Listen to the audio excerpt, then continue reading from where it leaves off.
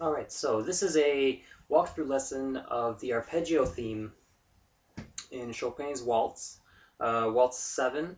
I forget the opus numbers at the moment, but that doesn't really matter anyhow. Very popular piece, and probably one of my favorite arpeggio sequences of all time. Took me a while to finally find some sheet music for it and tab it out and transcribe it for guitar. And I am here to give you a full walkthrough of what it would be, well, what I find is the best way to play it on the guitar. Alright, well, I had to do a second take of this walkthrough since my email notification sound effect came up and totally ruined my previous one, so take two. Basically, this is in C sharp, and before each pass, there's always like a just basically a C sharp note. Maybe I think there's a bass note on it too. But anyways, it comes up, and I have a tendency of just kind of bring up the bar, and basically just bring up the C sharp. Use the vibrato for expressiveness and whatnot, and then I start the arpeggio sequence. It is generally free timed, but for the purpose of the video and the lesson, I'll be teaching it all in timing so that you get the full gist of how it's supposed to be performed. And then in the end of the outro of the video, I'll probably just perform it ad-libbed or whatever. Basically, you start off here. The first arpeggio is beginning in the 14th position. You'll be playing 16. That's the first arpeggio.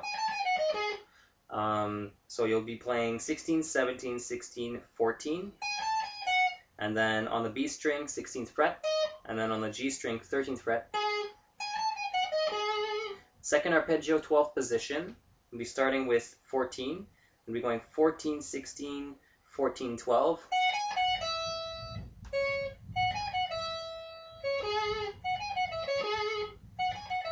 Very familiar arpeggio. Basically, on the B string, it'll be 14, G string 13, like that. Next arpeggio, 11th position. On the high E, 12, 14, 12, 11, and then 13th frets, both on the B and G string coming down. And I use my ring finger for that, and I just kind of roll my finger. If you can't roll your finger in terms of arpeggio sequences, this will be very difficult for you, but it's a good way to get you used to it. So, and here, next position, you'll be in 9th position. So it'll be on the high E, 11, 12, 11, 9. And then on the B and G, it's 10, 9. And then here,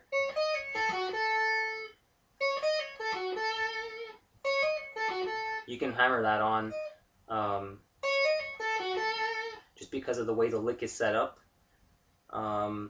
So here, also in the 9th position. So 9, 11, 9. Then on the G and B strings, you'll go down and come back up. It'll be B, it'll be 10, 11, 10. So And then here a slight variation. So it goes ninth position still. It's 9, 11, 9, 9, 9. So you also got to roll on that one too.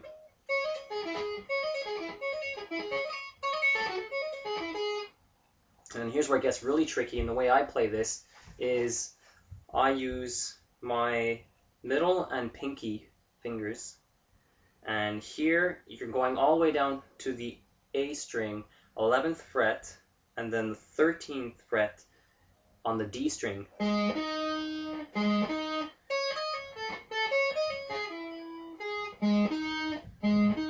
And then I shift up, and here's a chromatic run. I use my first 3 fingers, starting at the 13th fret of the G string. You go 13, 14, 13, 12.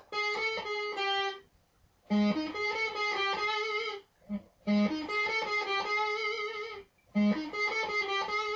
then come back to the 13th fret.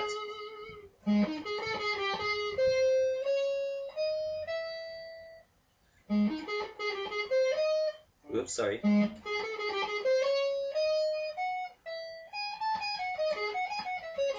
So and